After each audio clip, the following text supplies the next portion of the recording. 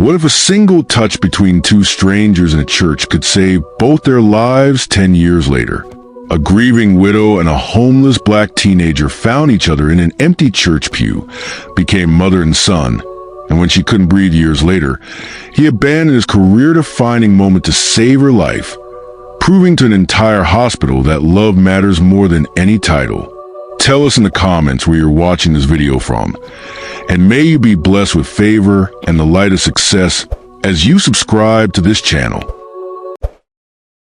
The old chapel in Cedar Falls stood quiet on the hill. Inside, families filled every seat. The air smelled of candles and dust. Near the middle sat a woman alone. Sarah Miller was 35, but grief had aged her. She once ran a bakery that filled the streets with fresh bread, but an accident took her husband and son. After that, she locked the doors forever. Now her house stood silent. At the back, a boy slipped inside. Jeremy Washington was 13, thin and cautious. His clothes were worn. He had no family, no home, on the streets. People passed him like he was invisible. He saw her, alone in her pew like an island. Something in her stillness matched his emptiness. He moved closer. The preacher asked everyone to join hands. Across the chapel, palms touched, but Sarah bowed her head alone. Jeremy slid beside her. His heart pounded. His trembling hand reached across the space. She stiffened. She looked at his dark hand, holding her pale fingers. Tears filled her eyes. His hand was warm, steady. She was no longer just a widow. She was human again, seen, touched, remembered.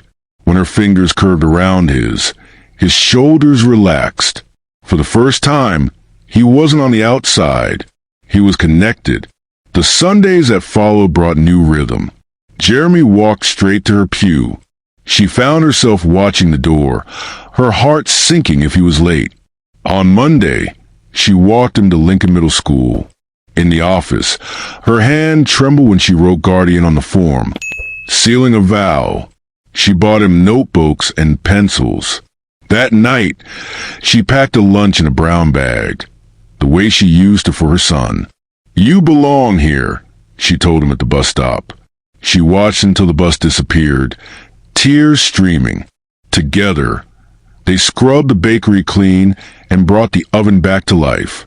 She taught him to knead dough, to shape rolls. For the first time in years, she smiled. She was beginning again. But Jeremy was 13, still restless.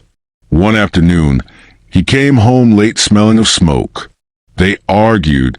"You're not my real mother," he shouted. The words cut deep. Another day, he burned rolls. The smell hit her like a blow. Memories crashed down. She wept. He shouted back, "You love ghosts more than me." That night, silence filled the house. Then he whispered, "I'm sorry. I don't want to lose you." She pulled him into her arms. "You brought warmth back into this house. You lit the fire again." Everything shifted. She'd chosen life again. He was her son. 10 years passed. Jeremy stood at a hospital lectern, his presentation ready. The department chair position would mean everything. At home, Sarah felt a catch below her breastbone. The catch sharpened. She couldn't breathe. She reached for her phone. No answer. Fear gripped her. She fumbled for her inhaler, hands shaking. In the auditorium, Jeremy felt sudden nausea. He glanced at his phone. One missed call. Her name. "I'm sorry," he said. "I have to step out." He ran. He caught a taxi. "Hold on," he thought. "I'm coming." He burst through the door. "Mom!" He found her in the kitchen, face pale, inhaling, struggling. He dropped beside her. "I'm here. Breathe with me." He pressed the inhaler, counted out loud. Slowly, the air returned. They didn't speak. He rested his forehead against hers. "I left," he said finally. "I walked out. I'd do it again." She cupped his face and nodded. The ambulance came. Hours later, she was stable. His candidacy was ruined. Doctors whispered. He walked out because he was afraid. The next day, she asked to be wheeled to the auditorium. This isn't just your burden. When the doors opened, heads turned. She lifted the microphone. She told him about the accident, the dark bakery, the years of emptiness. She spoke of a Sunday morning, an empty pew, a boy who took her hand. She spoke of love that grew unbreakable. This man is my son, not by blood, but by choice. When I called yesterday, it was love that brought him home. If he hadn't come, I wouldn't be here. The auditorium fell silent. Then a young doctor pulled out his phone. Hi, Mom. I just wanted to hear your voice.